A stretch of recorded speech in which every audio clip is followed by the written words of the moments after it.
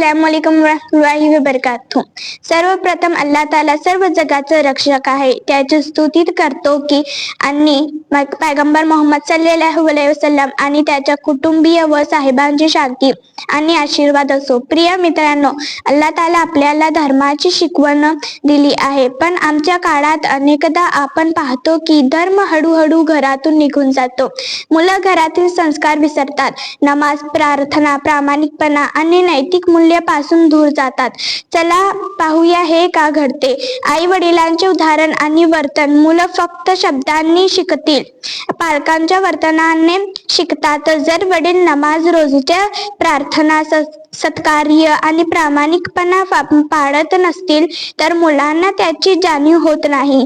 आई जर संयम, नम्रता आणि आदर दाखवत नसेल तर मुलींमध्ये ही सवय निर्माण होत नाही। म्हणून घरातील प्रत्येक वर्तन हे मुलांच्या मनावर खोल परिणाम करतो।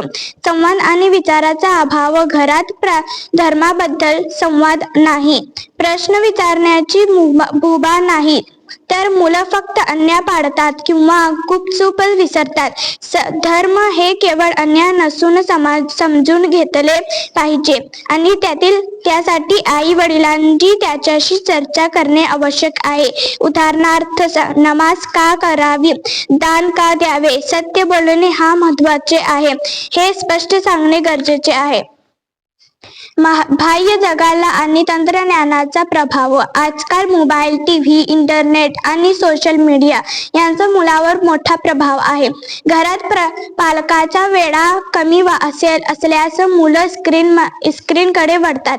यामुळे मुलांचे लक्ष धर्मावरून, संस्कारावरून वळत आणते। हळूहळू विसरतात। प्रेम आणि लक्ष न देणे, फक्त दड ओसरणे किंवा बनणे, यामुळे मुलं धैर्य आणि धार्मिक संस्कार शिकत नाहीत। प्रेम, समजून घेणे आणि सकारात्मक उदाहरण हेच मुलांमध्ये धर्म टिकवण्याचे मुख्य मार्ग आहेत। धर्म टिकवण्याचे उपाय: स्वतःचे वर्तन सुधारणे, पालकांनी स्वतः नमाज, प्रार्थना, प्रामाणिकपणा, संयम त्यांचे पालन करावे।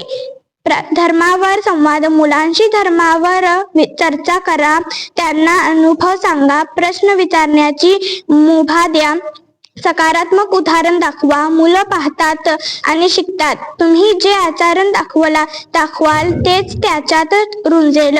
प्रेम आणि वेळ द्या, मुलासोबत वेळ घालवा, त्यांच्या मनात समजून घ्या आणि प्रेमाने मार्गदर्शन करा। प्रिय मित्रांनो, धर्म घरातून निघून जाण्याचे मुख्य कारण म्हणजे आई वडिलांचे दुर्लक्ष, वर्तनातील विसंगती, संवादाचा अभाव आणि बाह्य जगाला प्रभाव। जर आपण धर्म टिकवण्याची असेल तर घरातील प्रत्येक सदस्याने आपले वर्तन सुधारावे, मुलांशी संवाद साधवा, प्रेम दाखवावे आणि घराचे धर्माचे केंद्र बनवावे।